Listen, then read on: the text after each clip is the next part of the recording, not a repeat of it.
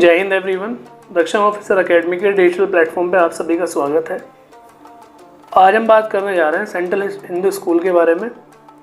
इस स्कूल के बारे में बात करेंगे, इसका सिलेक्शन प्रोसीजर क्या होता है, कब फॉर्म निकलते हैं, एग्ज़ाम कब होता है, कब रिज़ल्ट आता है और इसका रिजर्वेशन क्राइटेरिया क्या है, सभी चीज़ों के बारे में हम डिस्कस करेंगे। सेंट्रल हिंदू स्कूल जो पहले सेंट्रल हिंदू कॉलेज के नाम से जाना जाता है, वाराणसी में सिचुएटेड है। यहाँ पे जो बच्चों का एडमिशन होता है वो क्लास 6th, 9th और 11th में होता है। ये नॉन कोएड स्कूल है। यहाँ पे गर्ल्स और बॉयज़ के लिए अलग अलग स्कूल हैं और ये जो स्कूल गवर्नड होता है ये BHU के द्वारा गवर्नड होता है। BHU के बारे में आप लोगों को जानकारी होगी। Banaras Hindu university world fame university है जो इंजीनियरिंग, मेडिकल तथा हर तरह की एजुकेशन प्रोवाइड कराती है। सब लोग इसके बारे में जानते हैं। बनारस हिंदू यूनिवर्सिटी बहुत ही फेमस यूनिवर्सिटी है। बड़े बड़े लोग यहाँ से पढ़ के पास आउट हुए हैं, तो आप उनके बारे में जानते होंगे। तो बनारस हिंदू यूनिवर्सिटी के अंदर ये स्कूल गवर्नड होते हैं और ये स्कूल 3 विंग्स में डिवाइडेड है। Central Hindu School primary wing, Central Hindu School boys wing और Central Hindu girls school. 3 wings में डिवाइड है। आज हम बात करने वाले हैं सेंट्रल हिंदू बॉयज़ स्कूल के बारे में और सेंट्रल हिंदू गर्ल्स स्कूल के बारे में। नॉन कोएड स्कूल है, दोनों का जो सिलेक्शन प्रोसीजर है सेम होता है, तो उसके बारे में हम डिटेल से बात कर लेते हैं। जब अच्छी एजुकेशन की बात आती है और एक रेजिडेंशियल स्कूल की बात आती है तो पेरेंट्स के दिमाग में सैनिक स्कूल, मिलिट्री स्कूल जैसे ऑप्शंस आते हैं, लेकिन साथ साथ में सेंट्रल हिंदू स्कूल जैसे बहुत सारे renowned school all over India situated हैं जिसके बारे में पेरेंट्स को जानकारी नहीं है। तो पेरेंट्स को अपने बच्चों को इन स्कूल के लिए भी एग्ज़ाम फॉर्म फिल कराने चाहिए। स्कूल के एग्ज़ाम्स तथा ओलंपियाड तथा NTSC एग्ज़ाम्स जैसे एग्ज़ाम्स देने से बच्चों को केवल अच्छे स्कूल्स में एडमिशन ही नहीं मिलता, बाकी हम अगर उनको इंजीनियर या डॉक्टर इन फ्यूचर जो बनाना चाह रहे हैं उसका एक हमें बेडरॉक तैयार होता है और हमें उनके फाउंडेशन का पता लगता है कि हमारा क्या बच्चा हमारा इतना कैपेबल है कि वो चीज़ें कर सके। तथा ये भी हम लोगों को जानकारी मिलती है कि जो जो कमियाँ उस बच्चे के अंदर है हम समय रहते हुए उसको सुधार कर सकें। इसी में आज हम बात कर रहे हैं सेंट्रल हिंदू स्कूल के बारे में। जैसा कि मैंने आपको बताया कि CBSE द्वारा ये स्कूल एफिलिएटेड है। क्लास 6th और 9th एंड 11th 3 क्लास में यहाँ पे एडमिशन होता है for boys and girls. Non coed school है, अलग अलग बॉयज़ और गर्ल्स के लिए अलग अलग स्कूल है। अगर एप्लीकेशन फॉर्म की बात करें तो लगभग 2.5 से 3 लाख बच्चा इस स्कूल के लिए अप्लाई करता है। अगर हम सिलेक्शन की बात करें तो लगभग 200 स्टूडेंट्स सेलेक्ट हो पाते हैं, बॉयज़ एंड गर्ल्स बोथ। अगर हम इसके एग्जामिनेशन की बात करें तो जो इसके फॉर्म आउट होते हैं वो मार्च के लास्ट में फॉर्म आ जाते हैं। एग्ज़ाम की बात करें तो अप्रैल या मई के मंथ में एग्ज़ाम कंडक्ट हो जाता है तथा रिज़ल्ट का जो डिक्लेरेशन होता है वो जून के लास्ट में रिज़ल्ट डिक्लेयर हो जाता है। जून के लास्ट वीक में इसकी काउंसलिंग होती है और बच्चा जुलाई में एडमिशन लेके वहाँ पे अपनी एजुकेशन कंप्लीट कर सकता है। और ये प्रोसीजर क्लास 6th, 9th और 11th तीनों क्लासेस के लिए है। तो ये वीडियो उन्हीं बच्चों के लिए इंपॉर्टेंट होने वाला है जो इस समय क्लास 5th में पढ़ रहे हैं और क्लास 6th में एडमिशन लेना चाह रहे हैं, या क्लास 8th में पढ़ रहे हैं और क्लास 9th में सेंट्रल हिंदू स्कूल में एडमिशन लेना चाह रहे हैं, या क्लास 10th में इस समय पढ़ रहे हैं और क्लास 11th में सेंट्रल हिंदू स्कूल में एडमिशन लेना चाह रहे हैं। हम इसके एज क्राइटेरिया की बात करें तो अगर आप अपने बच्चे को क्लास 6th में एडमिशन दिलाना चाह रहे हैं तो आपके बच्चे की जो एज है वो 10 से 12 साल के बीच में होनी चाहिए। अगर आप 9th क्लास में एडमिशन दिलाना चाह रहे हैं तो आपके बच्चे की एज 13 से 15 साल के बीच में होनी चाहिए। और अगर आप क्लास 11th में एडमिशन दिलाना चाह रहे हैं तो आपके बच्चे की उम्र 18 साल से कम होनी चाहिए। ये कब से कंसिडर करी जाती है ये आपको नोटिफिकेशन जब आता है उसमें क्लियरली मेंशन होता है। अदरवाइज़ हमारे नंबर आपको दिए होंगे जो डिस्प्ले हो रहे होंगे, या हमारा व्हाट्सअप ग्रुप, टेलीग्राम तथा अन्य डिजिटल माध्यम से आप हमसे जुड़ सकते हैं तथा इसके बारे में अन्य जानकारी ले सकते हैं। अगर इसके एग्ज़ाम की बात करें तो तीनों के लिए ही 100 मार्क्स का एग्ज़ाम्स होता है जिसमें 100 क्वेश्चन बच्चों को आते हैं। इसमें कोई नेगेटिव मार्किंग नहीं होती है, तो बच्चों को क्वालिफाई करना है। और जो मिनिमम क्वालिफाइंग, अगर मैं पिछले एग्ज़ाम्स की बात करूं तो अगर आप जनरल कैटेगरी में हैं तो आपके बच्चे को 80 मार्क्स लाना कंपलसरी है। 80+ अगर वो लेके आ रहा है तो वो इस एग्ज़ाम को क्वालिफाई कर पाता है। और अगर SC, OBC या फिजिकली हैंडीकैप्ड है तो नियरली 70 के आसपास अगर मार्क्स बच्चे के आ रहे हैं तो वो इसको क्वालिफाई कर पाता है। जो फॉर्म फिल होते हैं वो ऑनलाइन फॉर्म फिल होते हैं। यहाँ पे कुछ पेड सीट भी अवेलेबल होती हैं। तो जो बच्चे क्लास, और पेड सीट ज़्यादातर क्लास 11th में अवेलेबल होती है क्योंकि क्लास 6th और 9th में अप्रोक्सीमेटली सभी सीट्स फिल हो जाती हैं। तो कुछ जो वैकेंट सीट रहती हैं क्लास 11th में पेड सीट अवेलेबल होती हैं।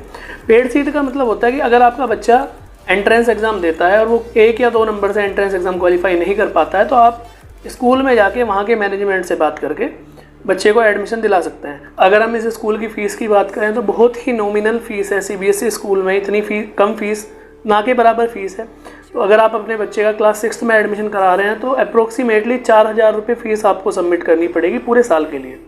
अगर आप अपने बच्चे का 9th क्लास में एडमिशन करा रहे हैं तो फ़ीस लगभग 5000 के आसपास फ़ीस होगी। अगर क्लास 11th में आप एडमिशन करा रहे हैं तो आपके बच्चे का जो सालाना खर्चा, फ़ीस तथा अदर एक्सपेंसेस जो होंगे वो लगभग 6000 के आसपास आपके एक्सपेंसेस होंगे। हॉस्टल्स भी अवेलेबल होते हैं, लेकिन केवल लड़कों के लिए हॉस्टल अवेलेबल हैं। लड़कियों को आउटसोर्सिंग के द्वारा हॉस्टल अवेल करने पड़ते हैं, वो बाहर रह के हॉस्टल में रह सकती हैं। और ये स्कूल केवल यूपी के बच्चों के लिए नहीं है। यूपी के बच्चों को स्पेशल रिजर्वेशन नहीं दिया जाता है। कहीं से भी बच्चे आके इस स्कूल में एडमिशन ले सकते हैं। ऑल ओवर इंडिया से कोई भी बच्चा आके यहाँ पे एजुकेशन प्राप्त कर सकता है तथा बहुत ही अच्छी क्वालिटी की एजुकेशन यहाँ पे प्रोवाइड कराई जाती है। हॉस्टल प्रोवाइड कराए जाते हैं और बच्चे की रैंक तथा उसके डिस्टेंस को देखते हुए हॉस्टल प्रोवाइड कराया जाएगा कि बच्चा कितनी दूर से रहने वाला है तथा एंट्रेंस एग्ज़ाम में या स्कूल में पढ़ते हुए स्कूल में उसकी क्या रैंक आ रही है, उसके हिसाब से हॉस्टल प्रोवाइड कराया जाएगा। अगर हम हॉस्टल के खर्चे की बात करें तो उसमें रहना खाना जो खर्चा आता है बच्चे का वो 3500 रुपये के आसपास पर मंथ का खर्चा आता है। बहुत ही नॉमिनल चार्ज होता है। बहुत अच्छी क्वालिटी का खाना प्रोवाइड कराते हैं तथा जो रहने सहने की व्यवस्था है बहुत ही उत्तम क्वालिटी की व्यवस्था ये लोग प्रोवाइड कराते हैं। अगर रिजर्वेशन की बात करें तो 15% सीट रिजर्व होती हैं SC कैंडिडेट्स के लिए, same for boys and girls. 7.5% seat reserve होती हैं ST कैंडिडेट के लिए तथा 5% सीट रिजर्व होती हैं फिजिकली हैंडीकैप्ड के लिए। अच्छा, एक चीज़ और ध्यान में रखने वाली है कि जो लोग बनारस हिंदू यूनिवर्सिटी में कार्यरत हैं, जिनके पेरेंट्स बनारस हिंदू यूनिवर्सिटी में एम्प्लॉयड हैं, तो 50% सीट उनके बच्चों के लिए रिजर्व होती हैं, क्योंकि वो लोग वहाँ पे काम कर रहे हैं तो उनको अच्छी शिक्षा प्रोवाइड कराने की जिम्मेदारी बनारस हिंदू यूनिवर्सिटी की होती है।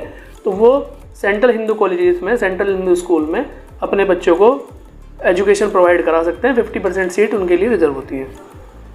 ये स्कूल 1898 में इस्टेब्लिश किया गया था।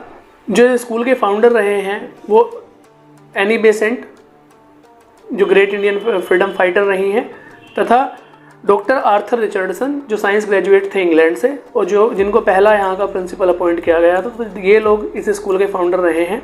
और बनारस हिंदू यूनिवर्सिटी जो अपनी एजुकेशन मीडियम्स तथा एजुकेशन के लिए वर्ल्ड वाइड फेमस है, जो पंडित मदन मोहन मालवीय द्वारा इस्टेब्लिश की गई थी। अगर हम इंफ्रास्ट्रक्चर की बात करें इस स्कूल के, लगभग 70 एकड़ में ये स्कूल फैला हुआ है, जिसमें school, hostel, labs, physics, chemistry, bio के लिए अलग अलग लैब्स हैं, mathematics labs, computer labs, psychology तथा एग्रीकल्चर के लिए लैब्स अवेलेबल हैं। जिम, लाइब्रेरी, ग्राउंड की बहुत अच्छी फैसिलिटी है। हर साल यहाँ पे इंटर स्कूल कंपटीशन कंडक्ट कराया जाता है, स्पेशली फॉर फुटबॉल। और बाकी भी गेम्स यहाँ पे जैसे क्रिकेट और टेनिस, बास्केटबॉल, बाकी गेम्स भी अवेलेबल हैं। तो बच्चों के लिए बहुत ही अच्छा एक्सपोजर यहाँ पे दिया जाता है और बहुत ही अच्छी एजुकेशन बच्चों को यहाँ पे प्रोवाइड कराई जाती है। देखिए, जो भी पेरेंट्स इस वीडियो को देख रहे हैं, जो भी बच्चे इस वीडियो को देख रहे हैं, मैं उनसे केवल यही गुजारिश करना चाहूँगा कि इस तरह की वीडियो बनाने का मोटिव केवल ये नहीं होता कि आप लोग अपने बच्चों को इन स्कूल्स में एडमिशन दिलाएं। ये वीडियो बनाने का मोटिव, जैसे कि सैनिक स्कूल, मिलिट्री स्कूल तथा ओलंपियाड्स वगैरह जितने भी एग्ज़ाम कंडक्ट होते हैं, 12th के बाद में आपके बच्चे को अगर गवर्नमेंट जॉब चाहिए या कहीं भी अगर सक्सेसफुल होना है तो एक एंट्रेंस एग्ज़ाम या कंपटीशन को उसको फेस करना पड़ेगा। तो अगर बचपन से ही उसे कंपटीशन फेस करने की आदत नहीं होती है तो वो आगे आने वाले समय में कहीं ना कहीं उसके लिए प्रॉब्लमेटिक होगा।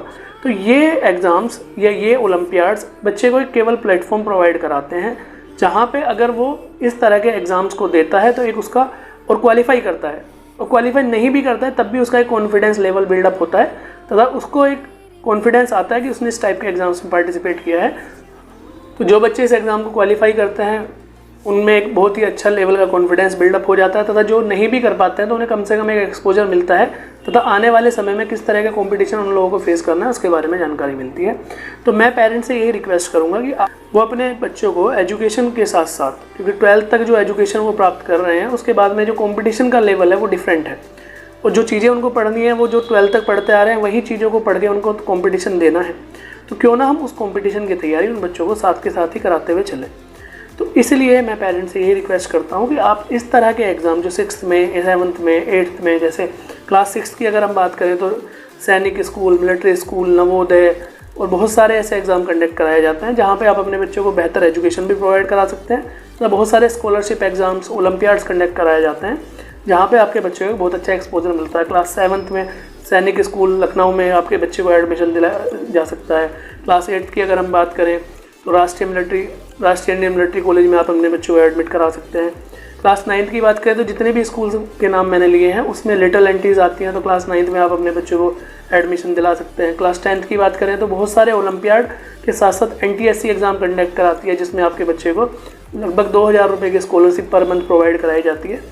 तो इस तरह के क्लास 6 से लेकर क्लास 12 तक बहुत सारे एग्ज़ाम कंडक्ट होते हैं। अगर आपको उसके बारे में या जो भी ओलंपियाड या इस तरह के एग्ज़ाम्स कंडक्ट होते हैं अगर पेरेंट्स को उसके बारे में जानकारी नहीं है तो हमारे नंबर आपको फ्लैश हो रहे होंगे।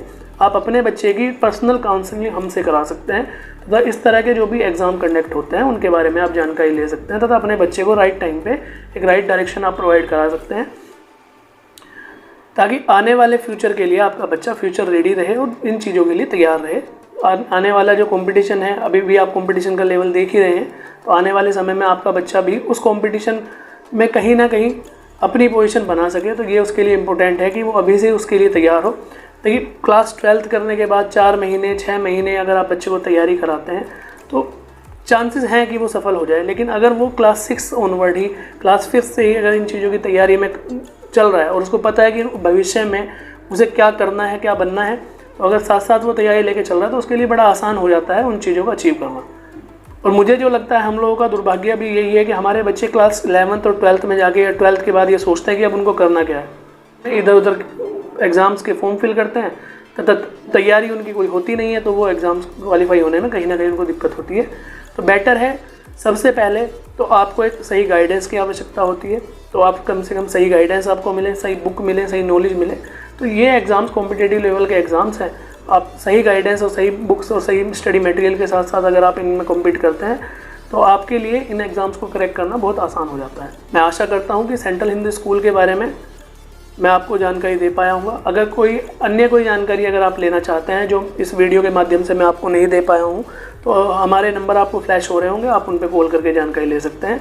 हमारी टीम आपकी सहायता करके तथा डिस्क्रिप्शन में हमारा व्हाट्सअप ग्रुप तथा टेलीग्राम ग्रुप दिया हुआ है, आप उसको ज्वाइन कर सकते हैं तथा इंस्टाग्राम तथा अन्य डिजिटल माध्यम पे आप हमको फॉलो कर सकते हैं ताकि भविष्य में आने वाले इस तरह के किसी भी एग्ज़ाम या ओलंपियाड या कॉम्पिटिटिव एग्ज़ाम्स के बारे में आपको टाइमली जानकारी मिलती रहे।